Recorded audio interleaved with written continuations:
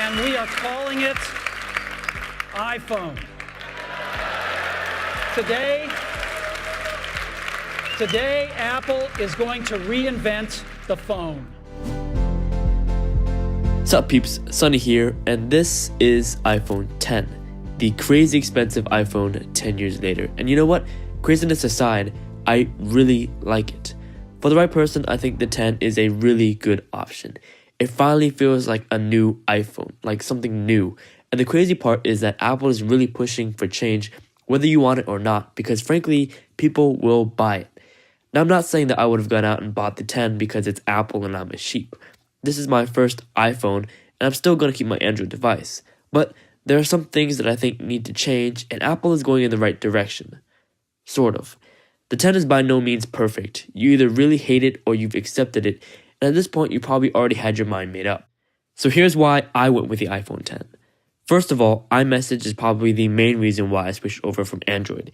It's more convenient for my work because everyone else I work with uses an iPhone and I'm the one messing things up. Fine, fair enough. But I could have gone for the 7 or the 8 for the exact reason. But the thing is that I'm ready for change. I'm ready for the next new thing, and I want to see what Apple is doing and give it a try. So with the iPhone 10, there are a couple of fundamental features that make it what it is. And one of the most recognizable features of the iPhone 10 is the display. It's a 5.8-inch OLED display with a weird resolution of 2436 by 1125, and it looks really good. It is super bright, it's got great contrast, and the colors are amazing. The screen reaches all the way to the rounded corners, and at this point, it's practically bezel-less. I mean, it's 2017, smartphones have smaller bezels, that's just how it is, and the 10 is keeping up. But in order for Apple to do this, they've omitted the home button. It is completely gone. At first glance, it looks really weird, and I thought I'd miss having a fingerprint sensor, but Face ID is really good. It works at night in total darkness, and on the other end of the spectrum, it works on a sunny day with my sunglasses on. And now that it's winter and it's cold outside, I'm wearing gloves and I can still unlock my phone. Now, I think it's a little over the top to call the iPhone 10 the $1,000 Animoji machine. Sure, it's like the one thing to show off clout, but don't get it just for an emoji. It's cute and it's extremely fun, but I think in such a novel way, it's showing off the potential behind the technology for Face ID.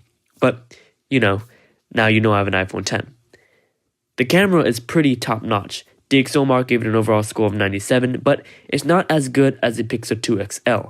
I think the Pixel 2 crushes stills. Dynamic range, white balance, color accuracy. I prefer the way the Pixel 2 handles it. Portrait mode is a little interesting. Pixel 2 seems to outline the body really well and then blur the background in a more natural way. But the sharpening makes it pretty noticeably unrealistic, whereas the iPhone behaves more like the front of your face is the plane of focus and then everything else kind of gets blurred. Again, still prefer the Pixel 2's image quality, but theoretically, it's all software, so the iPhone 10 could get better in a future update. And of course, all that stuff is housed in the Forsaken notch. Honestly, I don't even notice it, especially when watching videos. But because most content is 16:9, it almost feels like you're watching stuff on an iPhone 8 until you pinch the zoom and then you start to notice it. And of course, it's cropped, so it looks like this. Because of this, I could definitely go for a bigger version of the iPhone 10. But this got me thinking, is 2x1 the future of content? Because the 10 is not the only phone in 18:9, and most content is consumed on mobile devices.